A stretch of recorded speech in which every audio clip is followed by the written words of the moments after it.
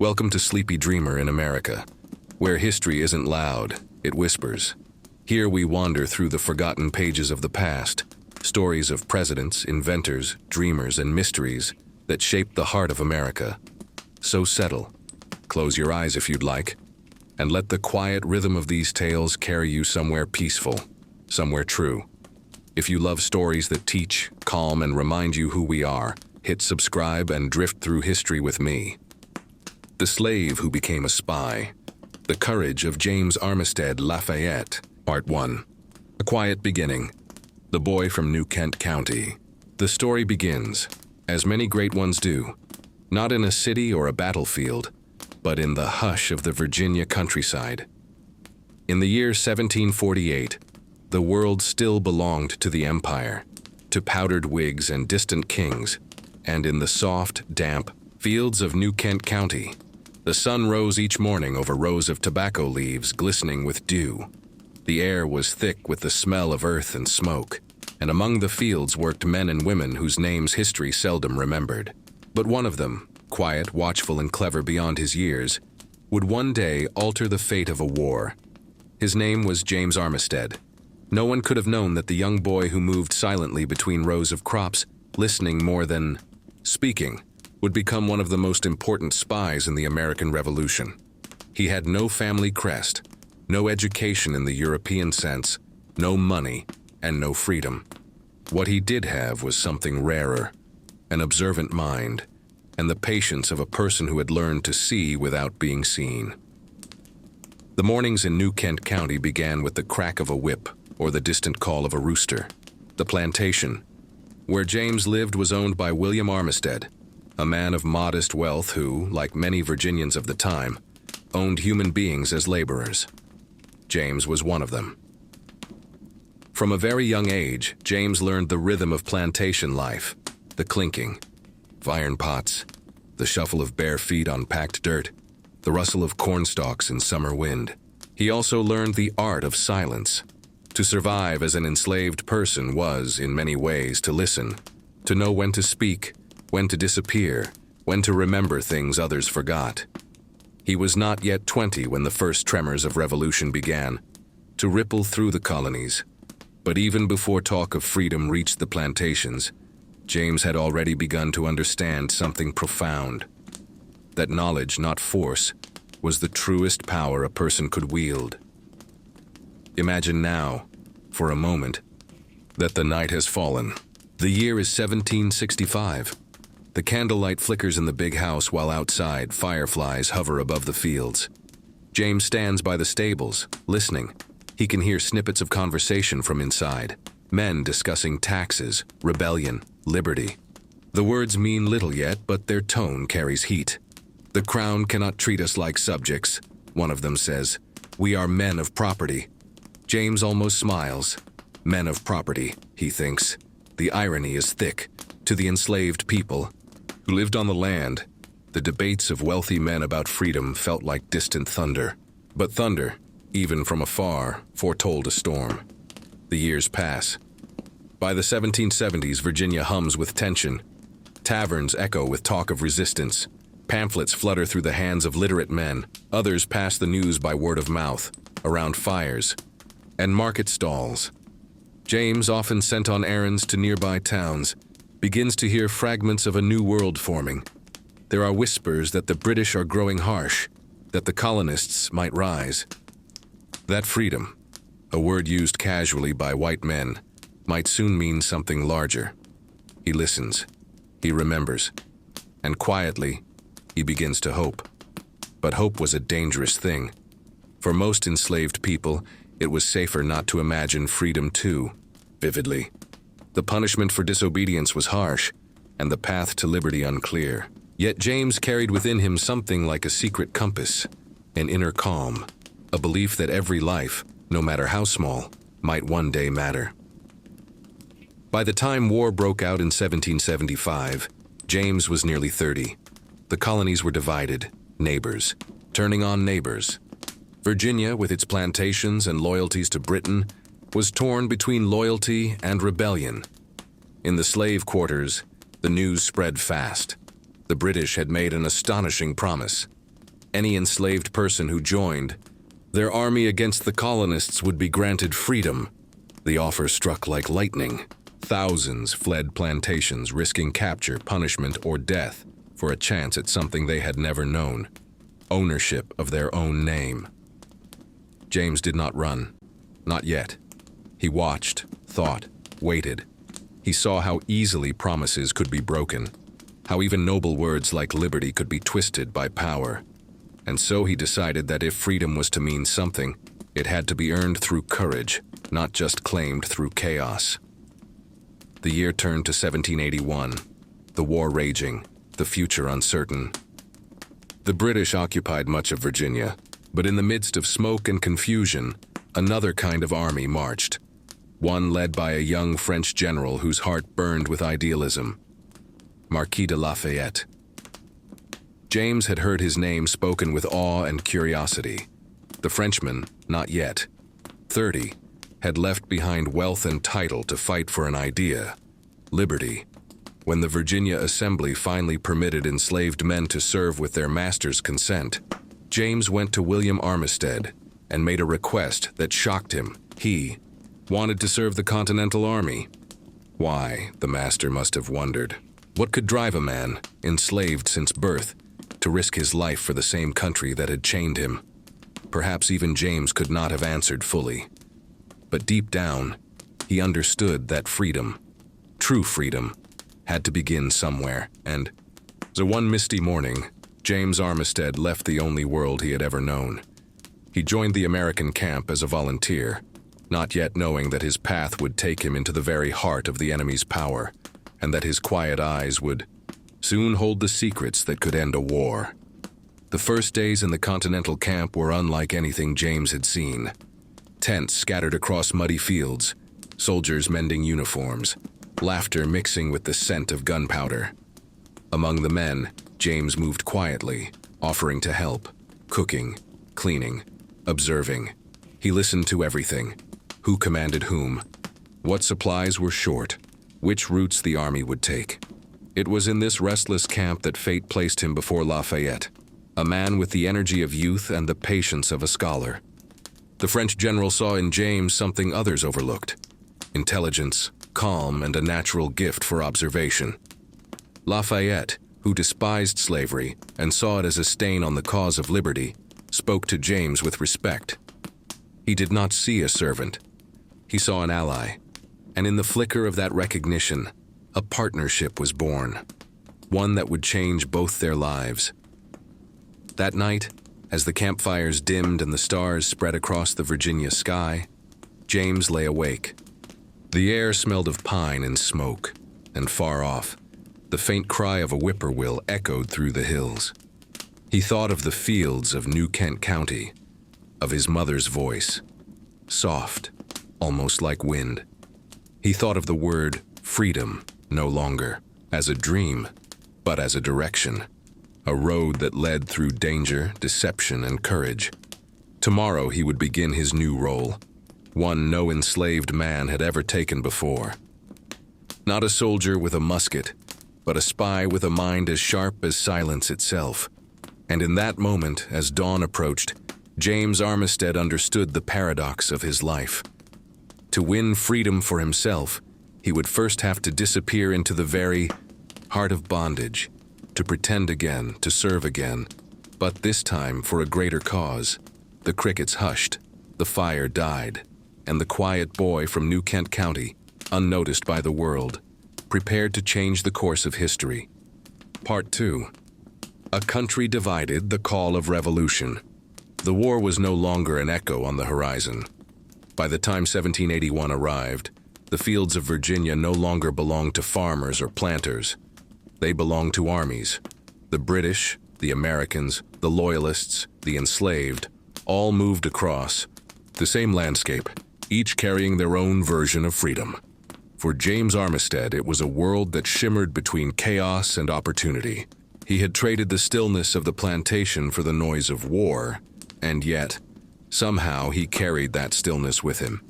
Even amid gunfire and drums, he listened. Virginia was a place of contradictions then. In the grand halls of Richmond, Men spoke of liberty, equality, and the rights of man, while just outside those halls, thousands remained enslaved.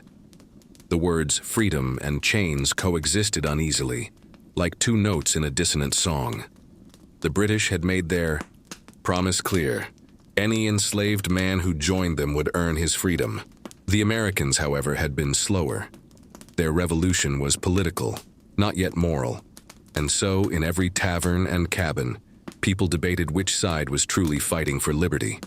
To an enslaved man, both armies could look the same. Soldiers. Uniform, men with muskets. But one thing was different. The Americans spoke of a dream they didn't yet understand. James had no illusions about politics or kings. He didn't care who wore the crown. He cared about the single truth that had burned quietly within him since childhood, that no man should own another. And so, when the chance came to serve, he did not choose a side out of loyalty. He chose out of hope. The American camp was rough, muddy, alive with the scent of sweat, smoke, and salt pork. Men shouted orders in accents from all over the colonies: Boston, Charleston, Philadelphia. They were farmers, cobblers, blacksmiths, not trained soldiers but dreamers with muskets. James moved among them, calm and efficient, never attracting attention. He carried messages, tended fires, watched faces. He became known as a man who saw everything and said little. It was this quiet that caught the attention of Marquis de Lafayette, the young French general who had crossed the ocean to fight for America's freedom. Lafayette was barely in his 20s, but he carried himself with the grace of an older soul. He had left behind a life of comfort and privilege, choosing instead to stand beside farmers in rags. He believed, truly believed, in the promise of liberty. When Lafayette met James, it was as if two very different paths of fate had touched.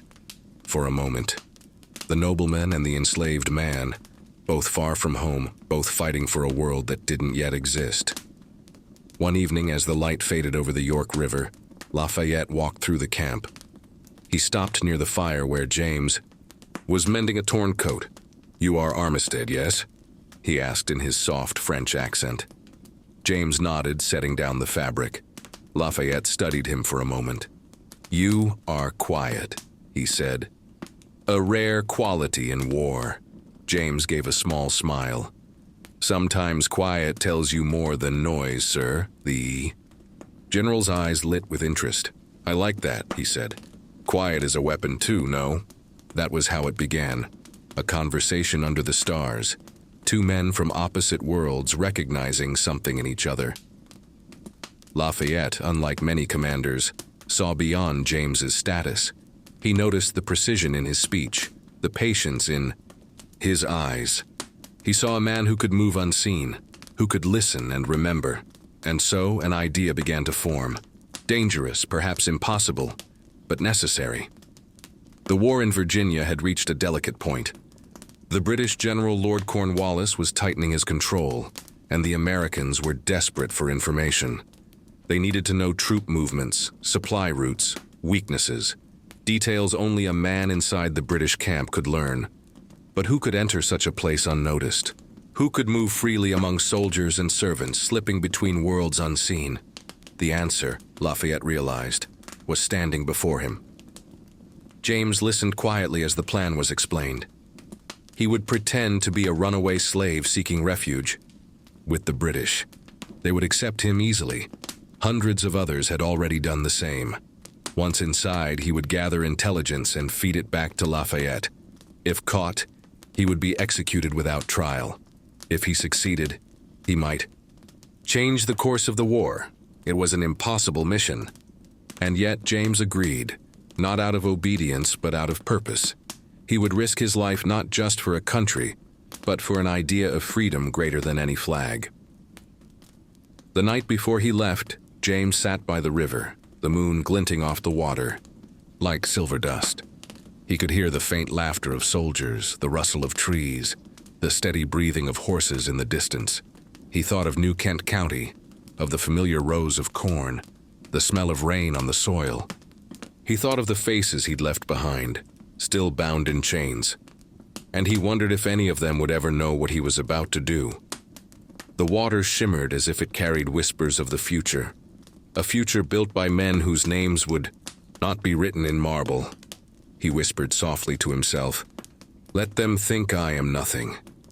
That is how I will see everything." Then, standing, he pulled his worn cloak tighter and began to walk toward the darkness of the forest, the first step on a path that would take him deep into the enemy's camp. As dawn rose the next morning, the British flag fluttered in the high wind over Yorktown. Within its shadow, a man walked into their lines, a runaway slave, weary, polite, seemingly harmless. His name, he told them, was James Armistead, and he had come seeking the protection of the British Army. They welcomed him. After all, what threat could one runaway pose? And so the Americans lost a servant, and the British gained a spy. In the great wars of history, the loudest victories belong to generals, to drums, to speeches, to flags raised high. But the truest victories often begin in silence, in the calm courage of a man who learns to listen, to remember, to walk unnoticed through danger. James Armistead was no longer just a man in chains. He was the shadow beneath the light, the listener in the noise, the invisible thread weaving through the chaos of empire. And somewhere far away, Lafayette waited, his faith resting on the courage of one man the world did not yet see.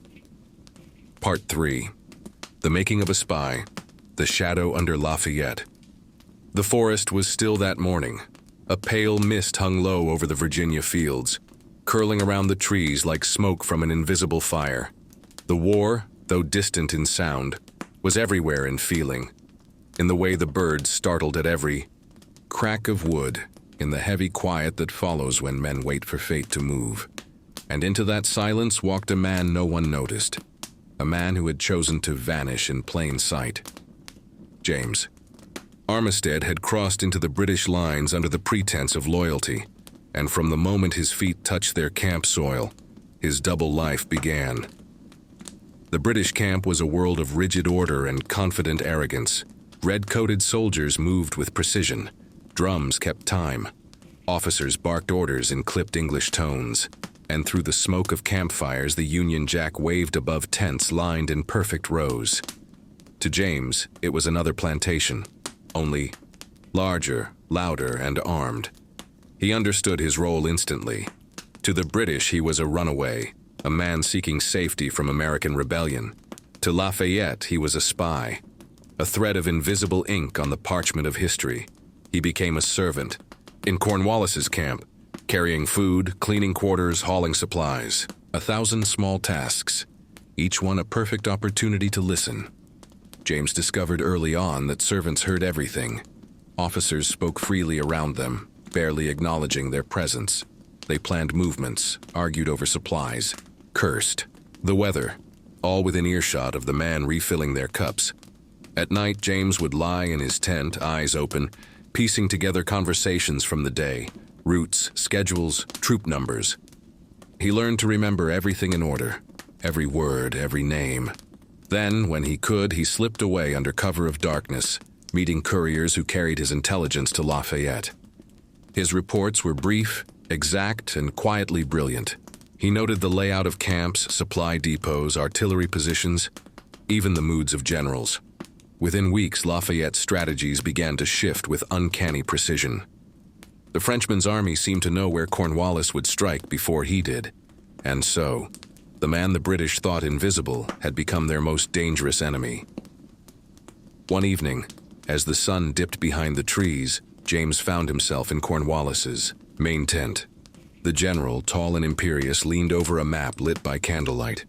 Around him stood other officers, British veterans, calm and assured. "We'll move south," Cornwallis said.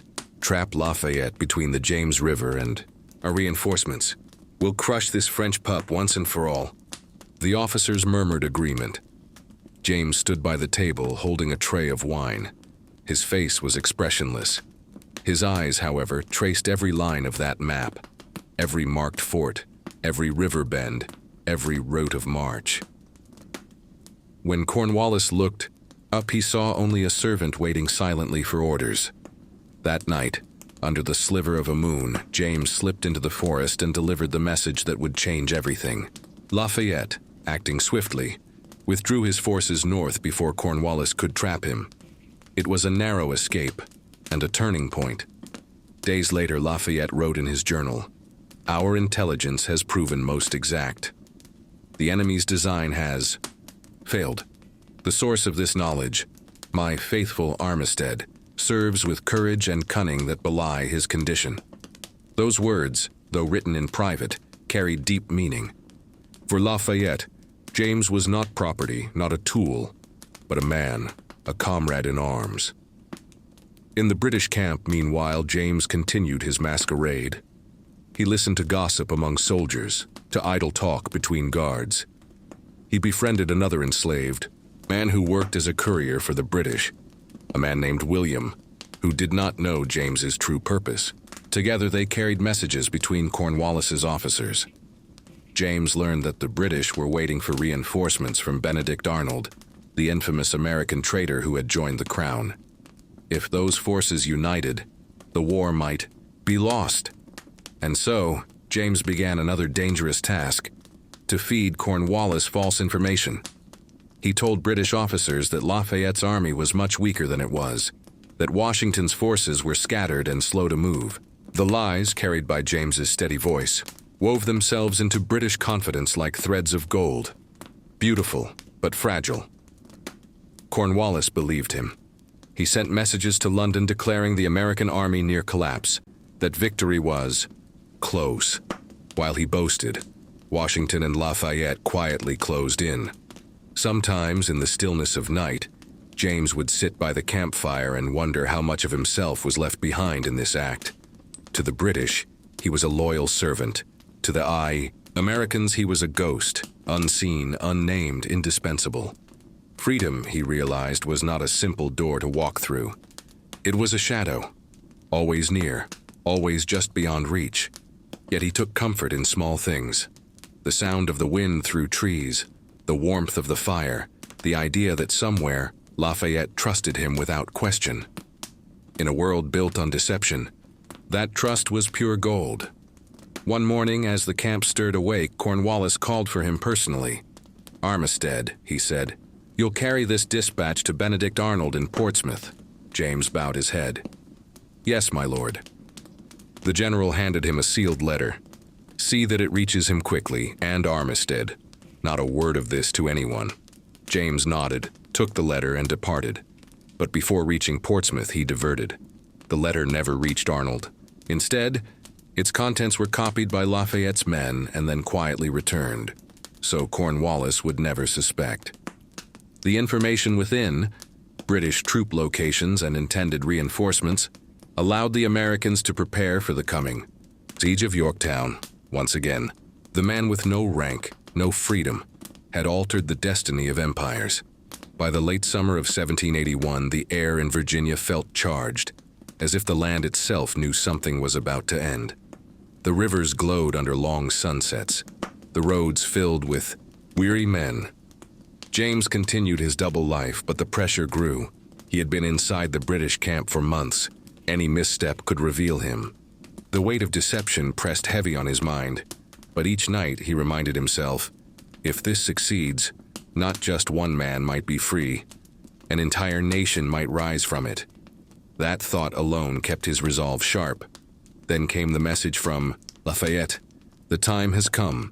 The trap is ready." James read it, folded it carefully, and burned it to ash. Cornwallis, unaware, began his move toward Yorktown, precisely the place the Americans wanted him to be. In his final days among the British, James observed every motion, every wagon, every whisper of rumor.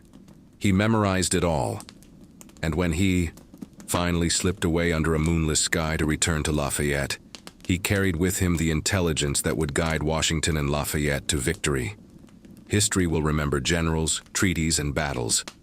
But beneath every cannon's roar, there is always the quiet sound of courage, the patience of a man who waits, watches, and never gives himself away. In that silence, James Armistead had already begun to win his war, not the war of nations, but the war within every human heart that yearns to be free. Part 4. Into the lion's den. Spying in Cornwallis's camp. The British camp at Yorktown was alive with confidence. Flags rippled in the salt-tinged air.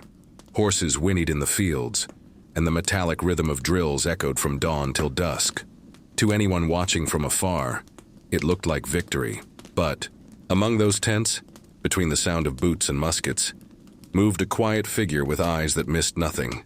James Armistead was everywhere and nowhere at once. To the British, he was a loyal servant. To Lafayette, he was the shadow that could turn the tide of war. Yorktown in 1781 was a strange mix of splendor and decay.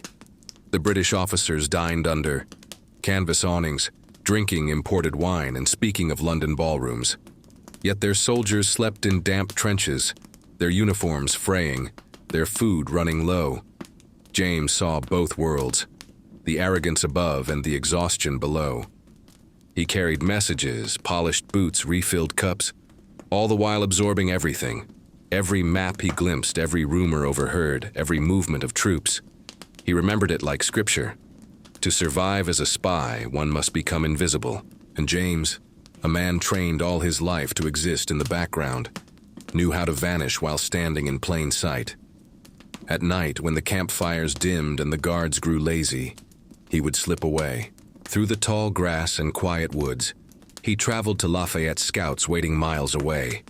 By moonlight, he would whisper his reports, troop numbers, artillery placements, the morale of Cornwallis's men. Each word he spoke became a thread, in a greater design. Each message carried through darkness was a spark of hope for the Continental Army. Lafayette's men would listen, scribble quickly by candlelight, and send his intelligence up the chain, to Lafayette himself, and ultimately, to George Washington. Washington never knew James's face then, but his plans, his decisions, would soon depend upon the mind of this unseen man. One night deep within the British camp, Cornwallis summoned his officers. James, standing nearby with a pitcher of wine, listened silently as they spoke. The Americans are stretched thin, one officer said. They cannot last another month. Cornwallis nodded. Then we hold Yorktown. The fleet will bring reinforcements. Once the French are pushed from the Chesapeake, we march north and crush Washington. The men raised their glasses. To victory. James's heart stayed steady, but his pulse quickened. The British were counting on their navy, unaware that the French fleet was already sailing to block the Chesapeake. If he could get that information to Lafayette in time, the trap would close perfectly. When Cornwallis dismissed them, James moved quietly through the camp, keeping to shadows. He reached the edge of the forest and disappeared into the night. Hours later, breathless and covered in dew, he reached Lafayette's outpost.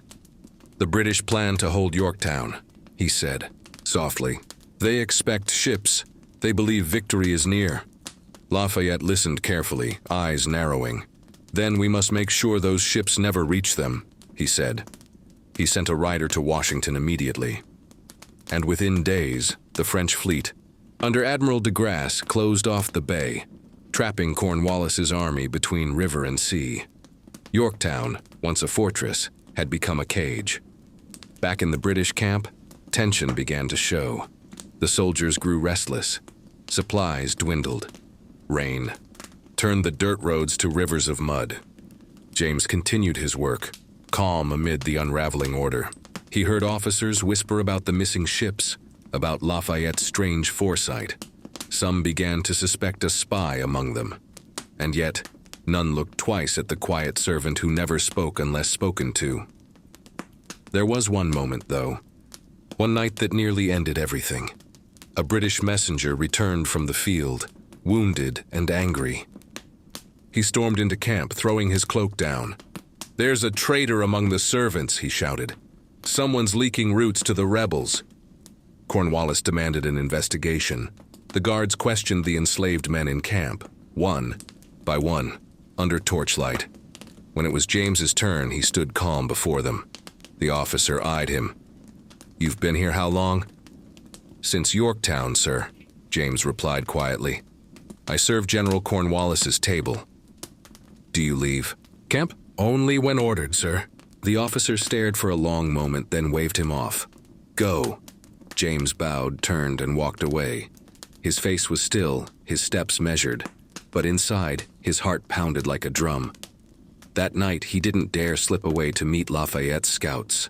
He waited, silent until suspicion drifted elsewhere.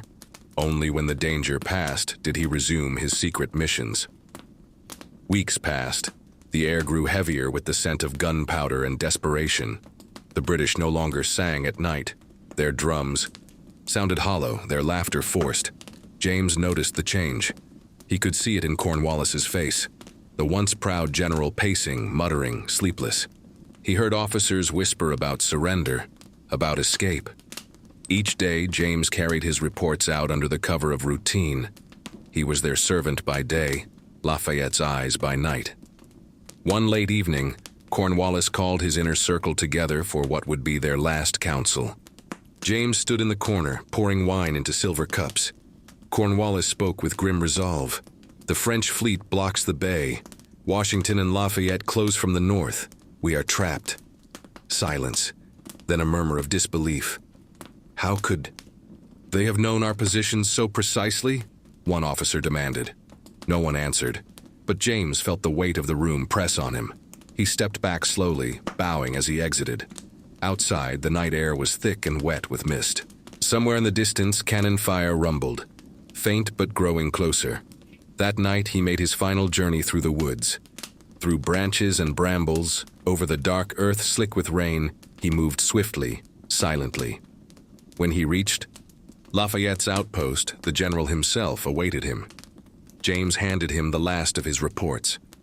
"They are surrounded," he said softly. "Cornwallis cannot hold much longer." Lafayette smiled, a rare, quiet smile. "You have done more for this army than any musket could," he said. Then after a pause, "When this is over, I will see you free." For a moment, the two men stood in the half-light, the French nobleman and the enslaved spy, two strangers bound by trust, courage, and the idea that liberty was worth any risk. A few days later, the skies over Yorktown exploded. With cannon fire, the siege had begun. The ground trembled beneath each blast, and the once proud British fortress turned to smoke and rubble. James, no longer in disguise, worked with Lafayette's camp now, guiding troops, pointing out positions he had memorized. Every trench dug, every shot fired followed the lines drawn by his memory. After weeks of bombardment, the inevitable came.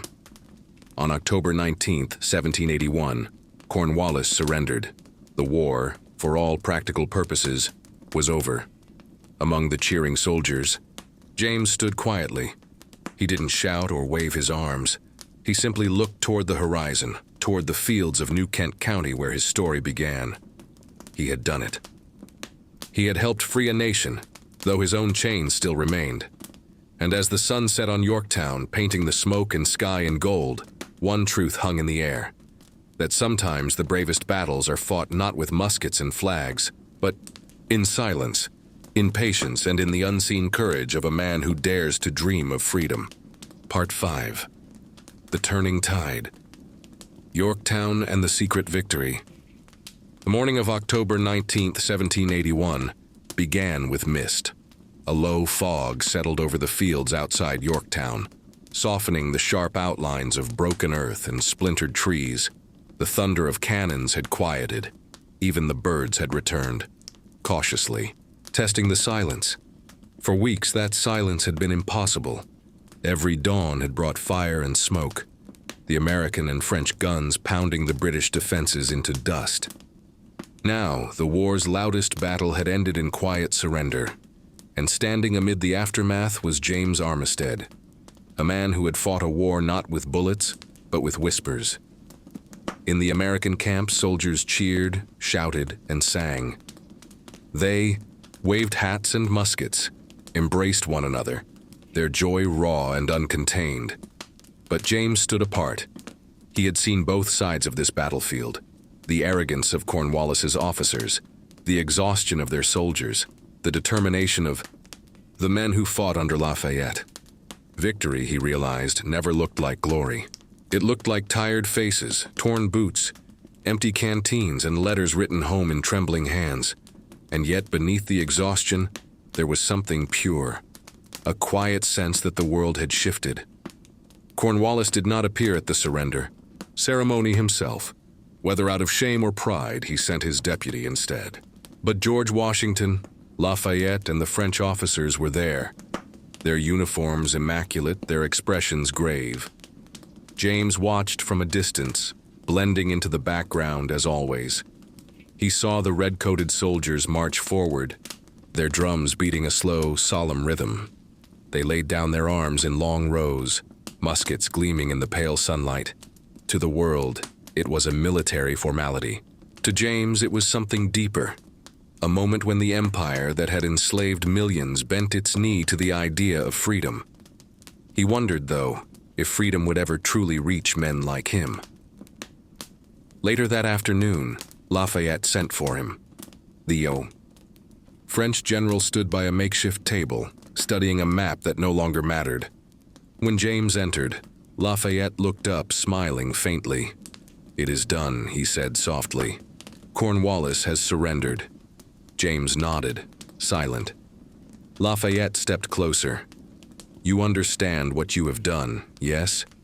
Without your information, without your courage, this victory might never have come." James bowed his head. "I only did what was asked of me." Lafayette's gaze softened. "No, you did more than was ever asked. You risked everything." For a long moment, the two stood without words. The distant sound of celebration drifted through the air, drums, laughter, the faint cry of "liberty," echoing through the camp.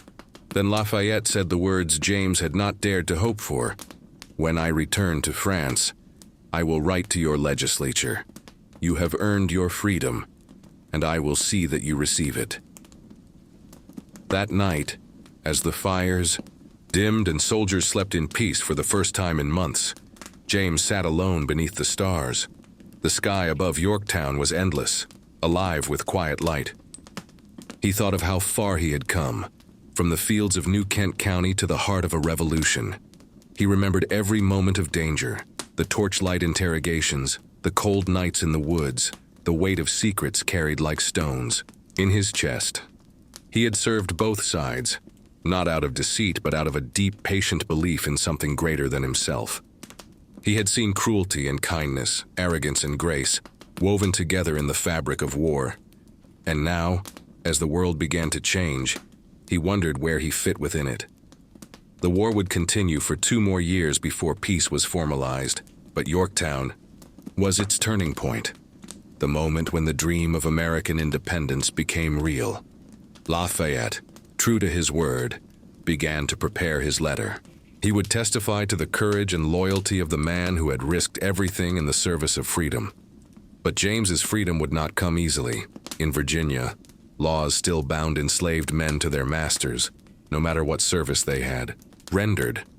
Even those who fought and bled for independence were often returned to bondage once the guns fell silent. It was a cruel irony that the new nation born in the name of liberty still chained the very people who had helped build it. James returned quietly to New Kent County after the war. The world celebrated its heroes, but he went home as though nothing had changed. He worked again on the same land, among the same faces. Only the memories of war, the secret victories, the quiet nights by Lafayette's side, reminded him that he had once held history in his hands. Months passed, then a year, and one morning a letter arrived in the Virginia Assembly, written in elegant French script, signed by Marquis de Lafayette himself. It read, in part, "This man, James D. Armistead, has rendered essential services to the American cause at great personal risk. He has not only deserved his freedom, but the gratitude of a nation." The legislators read it aloud in silence. Some nodded, others frowned. Freedom, after all, was still a word they did not fully understand. For a time, the petition stalled, but Lafayette did not forget. He wrote again, and again. At last, In 1787, 6 years after the victory at Yorktown, the Virginia Assembly granted James Armistead his freedom. He was now a free man, by law and by name. When he registered his papers, he added one word: Lafayette. From that day forward, he was James Armistead Lafayette, a man who had earned his liberty and honored the one who had helped him achieve it. Freedom is not a single act. It is a quiet unfolding, a long breath after centuries of holding it in. James Armistead Lafayette spent the rest of his life on his own land in Virginia. He married, raised children, and for the first time, tilled his own soil. He lived not as a symbol or a soldier, but as a man. When Lafayette returned to America decades later, now an old man celebrated as a hero, he toured the southern states. In Richmond, he was greeted by parades and speeches, but among the crowd that day was one familiar face. James stepped forward. Lafayette saw him, paused, and his eyes filled with recognition. "Ah," he said softly, "my brave friend." The two men embraced, the French nobleman and the man born in chains, both now free, both forever bound by the memory of what they had done together. As the years passed, James lived a life of quiet dignity. He received a small pension for his service, enough to live in peace. Neighbors would sometimes ask him about the war, about Lafayette, about Yorktown. He would smile gently and say only, "I did my part." And when he died in 1830, at the age of about 80, the nation he had helped to free was still struggling to understand the freedom he had fought for. But his story, once hidden, began to find its way into the light. In the long history of the American Revolution, names like Washington and Jefferson are carved in marble.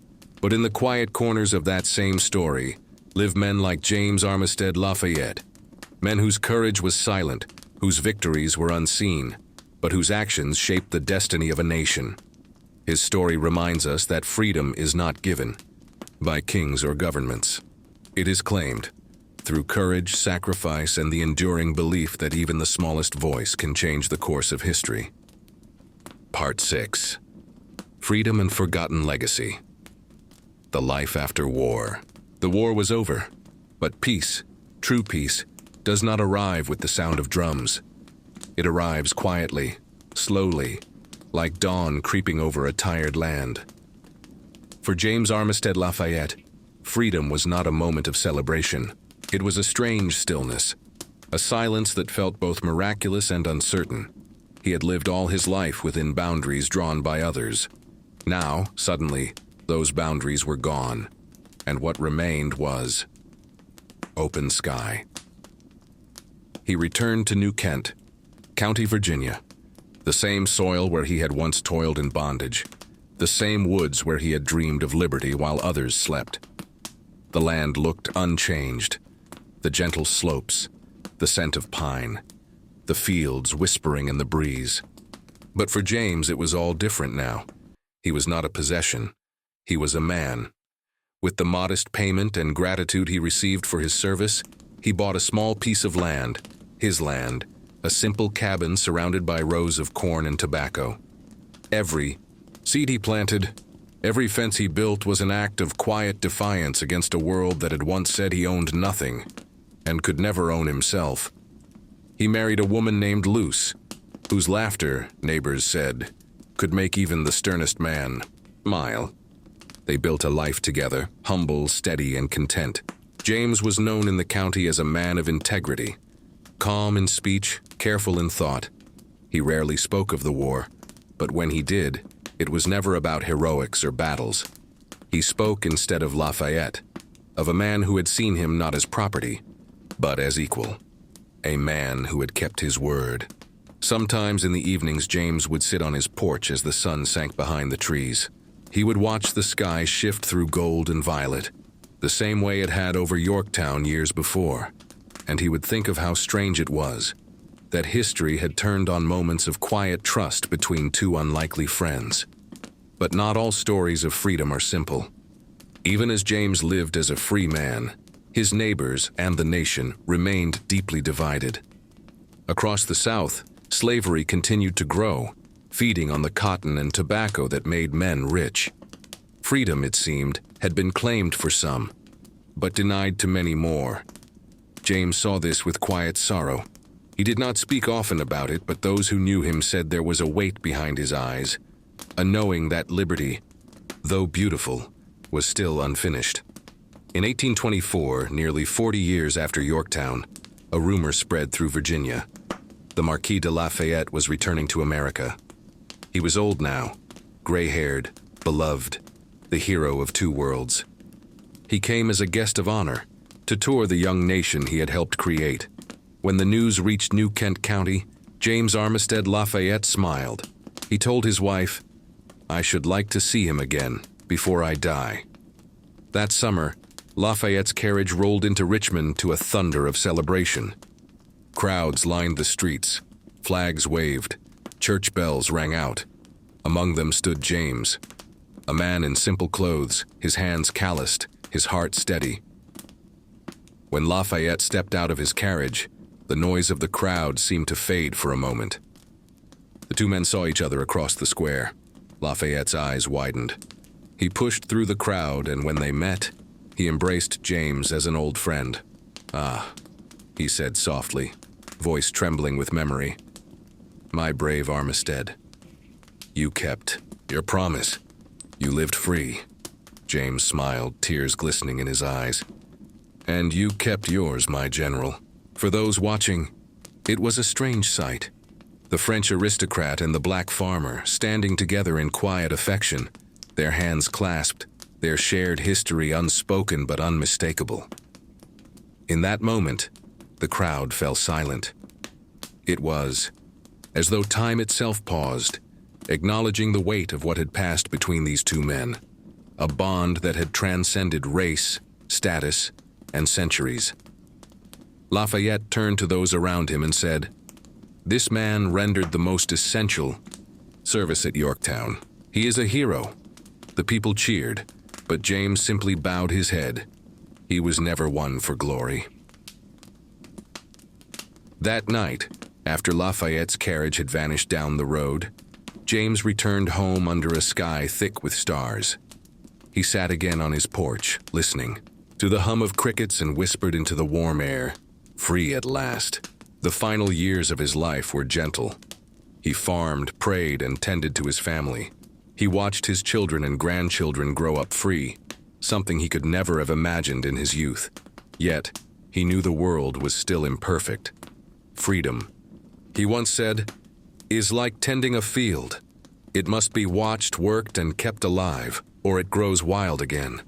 He lived long enough to see new generations rise, to see the young United States struggle with its own contradictions. He saw the debates over slavery deepen, and though he rarely spoke publicly, those who listened closely could hear the quiet wisdom of a man who had already lived through the truth of liberty's cost. When he died in 1830, the newspapers gave him little mention. His name, the name he had chosen, was carved into a modest stone: James Armistead Lafayette, patriot and spy. No grand statue, no marble memorial.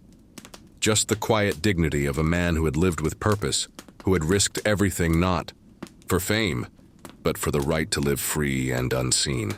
In every age there are men and women whose stories do not make it into the history books. Their victories happen in silence, in the shadows, in whispers, in courage that leaves no monument.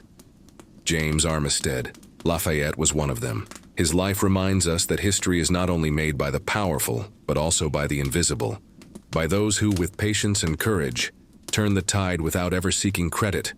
He began his life in chains. He ended it free, his name carried with honor by the very man who once commanded him. And perhaps that is the quietest, truest kind of victory there is.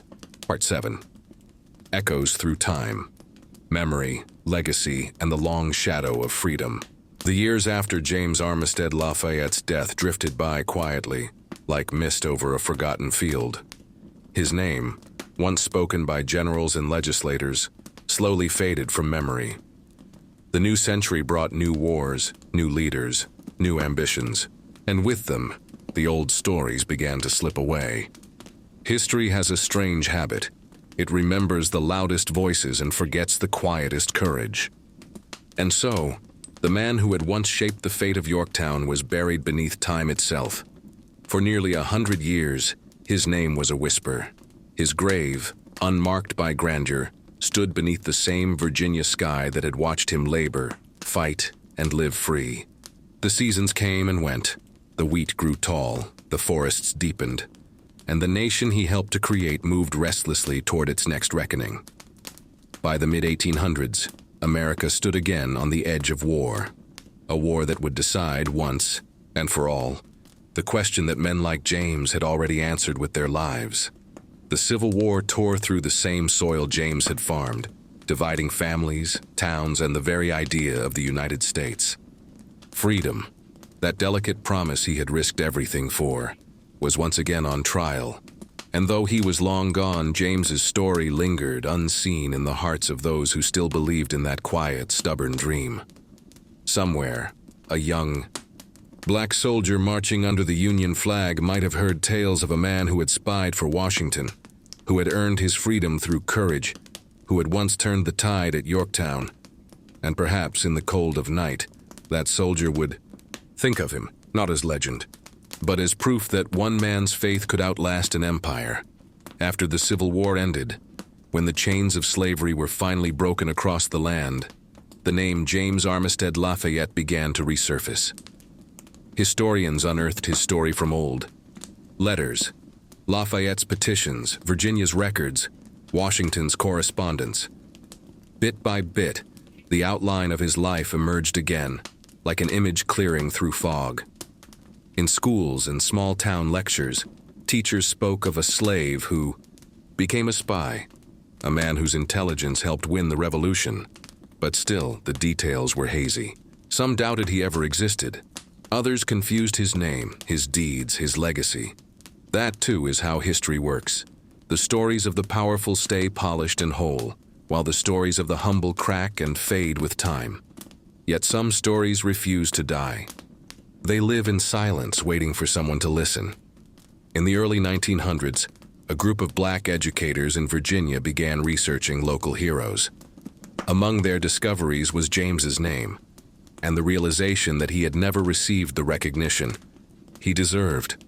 They wrote about him in pamphlets and community papers, spoke his name in classrooms and church halls. James Armistead Lafayette, they said, a man who spied for freedom before freedom had a name. His story became a quiet anthem, a reminder that liberty had been fought for not only by white founders, but also by the enslaved and the forgotten. In time, his grave was rediscovered. A modest stone was placed upon it, bearing only a few words: James Armistead Lafayette, Patriot. Visitors who found the site often described a sense of calm, as though the air itself held his memory, not of war or pain, but of patience, service, and grace. By the late 20th century, his name began to appear again in textbooks, his image painted in classrooms and museums. Teachers spoke of him alongside Washington and Lafayette, a man whose courage helped shape the final act of the Revolution.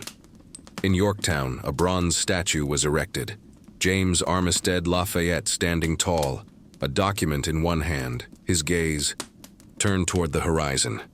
At his feet, a plaque reads, "He risked his life to bring intelligence to the American cause, and helped secure the liberty of a nation that had denied him his own." When the statue was unveiled, the crowd stood in silence. Among them were descendants of both the enslaved and the free, gathered beneath the same sun that had shone on that battlefield in 1781. And for a brief moment, the centuries between past and present seemed to dissolve. It is said that history is written by the victors, but sometimes the truest parts of history are written by those who could not write their own names. James Armistead Lafayette never held a pen to paper to tell his story himself. He left no memoirs, no letters, no grand declarations. Only his actions, quiet, precise, unshakably brave, spoke for him. He was a man who listened more than he spoke, who saw more than he was seen, and in that stillness he changed the world. Now when travelers visit Yorktown, they pass through battlefields turned to quiet fields of grass. The wind moves gently through the trees, and sometimes, if you listen closely, it feels as though the land itself remembers. The echoes of musket fire have faded, but another sound remains. The steady whisper of names like James Armistead Lafayette, carried softly through the centuries. His legacy lives not in monuments, but in the spirit of resilience he represents. For every man and woman who dared to seek freedom in a world that denied it, for every quiet act of courage that history forgot, his story stands as a light in the distance. He reminds us that freedom does not arrive all at once. It is not the thunder of revolution, but the slow, persistent heartbeat of those who refuse to give up hope. A dusk sky over Virginia, the light fading to amber and rose. The fields are still. The air carries the scent of pine and earth. Somewhere, in the quiet, the wind stirs through tall grass, and for a moment, it sounds almost like a man's steady breath, the breath of someone who once walked this land, who listened, who risked, who believed, and who, in his own quiet way, helped the nation learn what freedom truly means. Part 8. The Whisper of Freedom. The eternal rest of a quiet hero. There's something almost sacred about the way the night settles over Virginia. The air becomes still, the light softens to blue and gold, and the hum of the day fades into the distance. In that silence, in the soft rustle of the trees and the quiet sigh of the fields, you might feel as though the past has drawn a little closer, that somewhere unseen, the spirit of James Armistead Lafayette still walks, not as a soldier, not as a spy, not even as a man once enslaved and later freed, but simply as a human soul who lived with purpose and grace, and who left behind a whisper of what courage can be. As we imagine him now, in those years after the Revolution, after the fields of Yorktown had gone quiet, he is an older man, sitting on the porch of his modest farm. The sun has gone down, and the crickets are beginning their nightly chorus. The air smells of tobacco and freshly turned earth. He leans back in his chair, his hands rough from years of work, his eyes half closed in thought. The world has changed around him. New states have joined the Union. Roads now stretch farther than he ever traveled, and the young republic he helped to build is learning to stand on its own uncertain legs. He has seen joy, and he has seen disappointment. But through it all, he carries that same stillness that made him who he was, a listener, an observer, a man who understood the power of silence. Sometimes, as he sits there, he remembers the sound of drums in the distance, the coded messages he carried in his mind, the long nights of pretending to be what others thought he was. He remembers Lafayette's hand on his shoulder, the Frenchman's voice full of pride and affection. He remembers that rare feeling, to be seen, to be valued, to be called friend. And he smiles softly, because he knows that in some way, their friendship was a bridge between worlds that were never meant to meet. The years pass gently. The seasons turn. Children grow up on the farm and have children of their own. Neighbors come and go.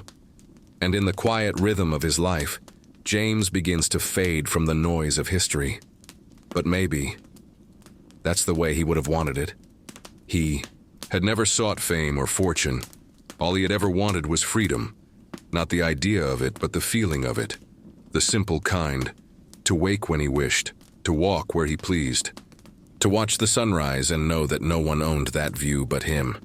Sometimes late at night, when the wind moved through the trees, he would think of all those still bound by chains. He would close his eyes, and perhaps he would pray, not for vengeance but for time, because he knew time had its own quiet justice. He had seen it work before. He had seen empires crumble not with fire but with patience. He had seen freedom begin not with speeches, but with a whisper between two men in the shadows. He trusted that someday, the freedom he had earned would belong to all. When the end finally came, in the year 1830, the world was deep into another chapter. Lafayette, his old friend, had returned to France years earlier, hailed as a hero once more. The United States had grown, stretching westward into lands James had never seen. And though slavery still scarred its soil, he left this life knowing that change, however slow, was still moving, still possible. He was buried not in grandeur, but in peace. The people of his county honored him quietly, not with trumpets or marble, but with the kind of respect that doesn't fade. And when the last handful of earth fell upon his grave, the wind carried through the trees, soft, steady, and almost like a sigh. It sounded like gratitude. Centuries later, his resting place would be rediscovered by strangers who spoke his name as though finding a long-lost melody. They placed flowers by his grave. They brushed the dirt from the letters of his name. And they wondered aloud how many lives had changed because of one man's quiet courage. No monument could ever capture that. No history book could truly measure it, because his heroism was never about the grand gesture. It was about the steady heart, the quiet faith, the belief that freedom was worth any risk, even if the world never thanked him for it. There's a kind of beauty in the lives that don't make the headlines, in the souls who move silently through history, doing what must be done without ever asking for recognition. James Armistead Lafayette was one of them. And because of him, Yorktown was won. Because of him, Lafayette's trust in the new nation deepened. Because of him, freedom had one more voice in its defense, a voice that never needed to shout. Today, his story is taught in schools. Children learn his name, sometimes for the first time. They draw pictures of him with Lafayette standing side by side beneath the flag of a young America. And though centuries have passed, his example still feels quietly revolutionary. In a world that rewards noise, his life reminds us that true strength often speaks in silence. In a world obsessed with fame, he shows us that legacy can be found in quiet deeds. And in a country still learning what equality truly means, he stands as proof that freedom, real freedom, is something earned again and again by those who dare to believe in it. As the story draws to its close, imagine the screen fading to a twilight sky, soft blue clouds, a golden horizon, the hum of crickets in the distance. The narrator pauses and then speaks the final words. He was born in chains, but he died free. He was never famous, but he helped shape a nation. And though the world may forget the sound of his voice, James Armistead Lafayette's statue at Yorktown, standing quietly against the wind. The camera pans upward to the sky, and the stars begin to appear, one by one, like the uncounted souls who fought for freedom in their own quiet way. And in that darkness, his story remains, a whisper of freedom that never truly ends.